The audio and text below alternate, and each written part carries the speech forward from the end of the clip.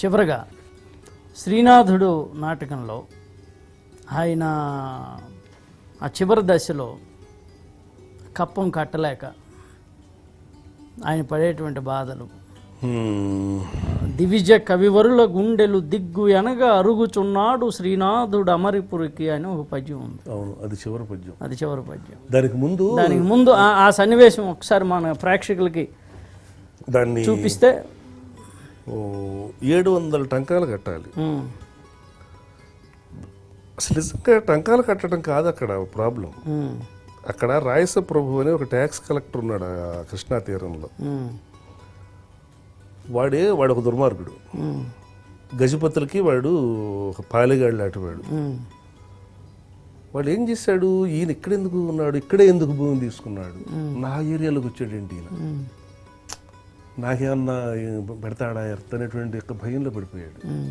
ఎక్కడ శ్రీనాథుడు రాజుగారితో కనకాభిషేకాలు చేయించుకుని రాజుగారితో పాటు ఈక్వల్గా వెళ్ళి రాజుగారి పల్లకీలో వెళ్ళిన వాడు, రాజుగారు ఏనుగు మీద ప్రయాణం చేసిన వాడు ఇక్కడికి వచ్చి వ్యవసాయం చేయడం, నా ఏరియాకి వచ్చి ఈడు ఒక మాట చెబితే నాకు గజిపోయిన ఉద్యోగం పీకేస్తాడు, ఇక్కడ ఉంటానికి వీల్లేదు అనేటువంటి ఆలోచనే. కానీ నిజంగా 700 అప్పటికి కట్టేశాడు ఆయన, 1400 టంకాలు కట్టేశాడు. 700 బాకీ ఉంది. నాకు కుదరదు ఇప్పుడు కట్టేయమంటాడు. నీకు కాదయా, నేను చెప్తాను అక్కడికి అసలు నువ్వు గజపతి దగ్గరికి వెళ్ళటానికి లేదు, నువ్వు అసలు ఇక్కడ రావడం ఏంటి, నువ్వు రెడ్డి రాజులకి నన్ను మిత్రుడివి, మా గజపతులకు శత్రువు అంటాడు. రెడ్డి రాజులకు మిత్రుడు నీకు శత్రువు ఏంటాయా బాబు అంటే, నువ్వు రెడ్డి రాజ్యాన్ని కాపాడటానికి విజయనగరం సహాయం కోసం వెళ్ళావా, వెళ్ళాను, మరి శత్రువేగా, నీ మీద చాలా అభియోగాలు ఉన్నాయి, నువ్వు ఇక్కడ ముందు ట్యాక్స్ కడతావా చేస్తావా, లేకపోతే శిక్ష వేస్తాను, శిక్ష వేస్తే పోతాడని హెల్ప్లెస్ అయిపోతాడు. సరే అప్పుడు ఒక ఉంగరం మిగిలిపోయి ఉంటుంది మా స్క్రిప్ట్ ప్రకారంగా. సరే ఆ ఉంగరం ఇచ్చి ఇదన్నా జమేసుకోవాలండి, దీని మీద రెడ్డి రాజుల ముద్ర ఉంది, ఇది ఈ ఉంగరం మా పొద్దున్న సిరిపడతాడు. ఆవేదంతో ఆతృతలో లేకపోతే ఈ శాలువాలను తీసుకోవయా, ఇది కూడా వాళ్ళు ఇచ్చింది, నేను ఈ శాలువాలు గిలువాలు మాకేం కొడతారు, రే పిల్లలు ఇటు వేసేయండి, మెళ్ళకి అదేండి ఇనపగుండు నెత్తికెట్టండి, ఎత్తండి సెక్స్ చేసేయండి అంటాడు. అవన్నీ వేసుకుని వస్తాడు, కొడతా ఉంటాడు.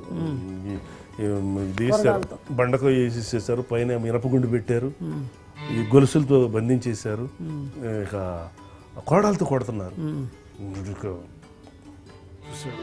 దెబ్బ కొట్టినప్పుడల్లా ఓం నమ శివాయ అంటారు. కవిరాజు కంఠంబు కౌగిలించెను గదా, పురవీధి నెదురెండ పొగడదండ,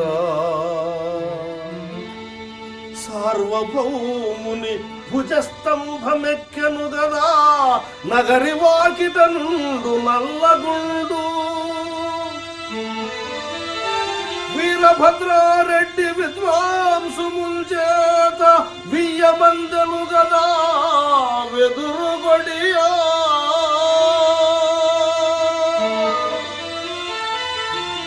ఆంధ్రనైషధకర్త అంగ్రియుద్ధమున తగిలియుండెను గదా నిగళయుగము,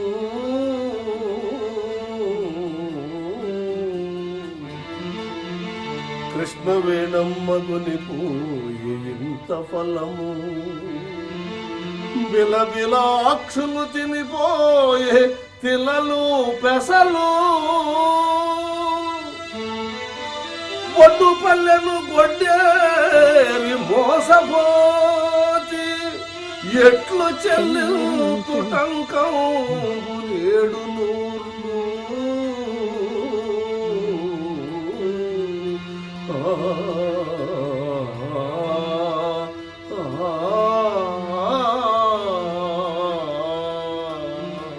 పుడుతున్నాడు. ఓం నమ శివాయ, హర మహాదేవ, శంభో శంకర. పడిపోయినా వెళ్ళిపోయారు. శిష్యులు అందరూ ఉన్నారు అక్కడ. గమగమ ఇవన్నీ తీసి మంచినీళ్ళు తాగించారు. చూసుకున్నాడు ఒక్కసారి, వాతలు తీలిపోయింది శరీరం అంతా. వీడిక బ్రాహ్మీదత్త వరప్రసాదుడిని, నేను ఈశ్వరార్చన కళాశీలుణ్ణి, నాకా ఈ భాగ్యం. బ్రాహ్మీదత్త వరప్రసాదుడను ఈశ్వరార్చన కళాశీలుండను. ఈ భాగ్యం సామాన్యమే,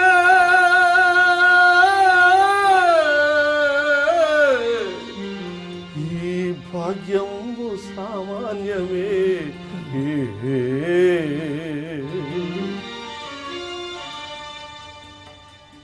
పదండి గురుదేవా, ఈ రాజ్యంలో మనం ఉండొద్దు, ఎక్కడికైనా వెళ్ళిపోదాం పదండి అన్నారు శిష్యులు. ఒకసారి చూసుకున్నాడు, కౌగిలించి ఏడ్చేశాడు. వాళ్ళు కౌగిలించుకున్నాడు ఒక్కసారి. ఎందుకు ఇంత పరాభవం జరిగిన తర్వాత ఇంక ఉండటం ఎందుకు డిసైడ్ అయిపోయాడు. ఎక్కడికి వెళదాం, ఏ రూటుకి చేరుకుందాం. మీరయ్యా మనల్ని ఆదరించిన ప్రభువు లేరి ఎక్కడికి వెళ్ళారు, ఏమైపోయారు? కాశికా విశ్వేశు గలిసె వీరారెడ్డి రత్నాంబరం బులేరాయడిచ్చు. కైలాసగిరి పండె మైలారు విభుడేగి దినవెచ్చమే రాజు తీర్చగలడు.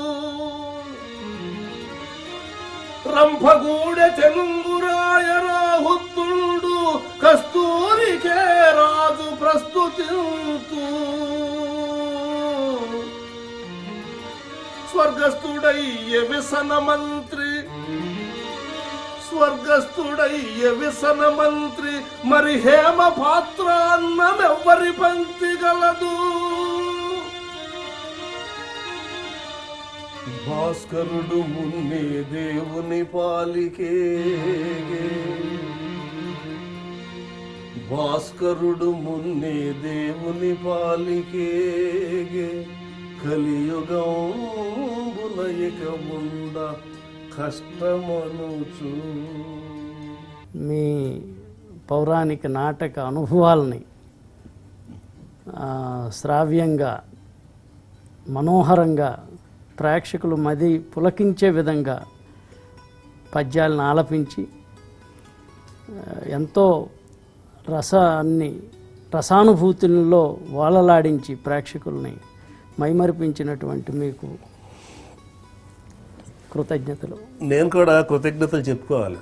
నాకు సంబంధించినంత వరకు నా అనుభవాలు, నా భావోద్రేకంలో వచ్చినటువంటి యొక్క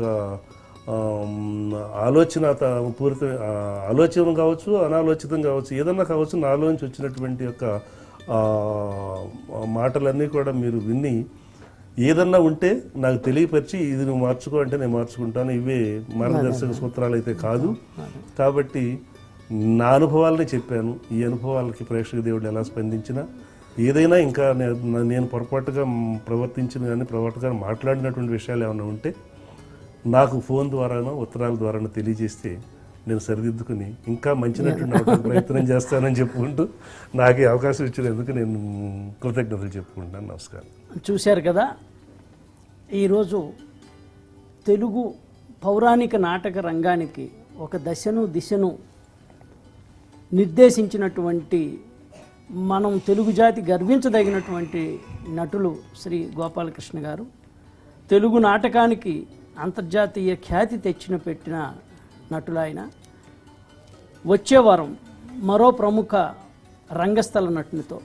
అంతవరకు సెలవు. కవిరాజు కంఠంబు కౌగిలించెను గదా, పురవీధినెదురెండ పొగడదండ.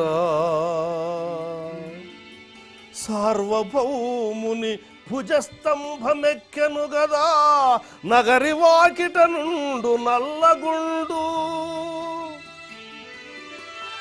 వీరభద్రారెడ్డి విద్వాంసుముంచేత వియ్యమందెను గదా వెదురుగొడి.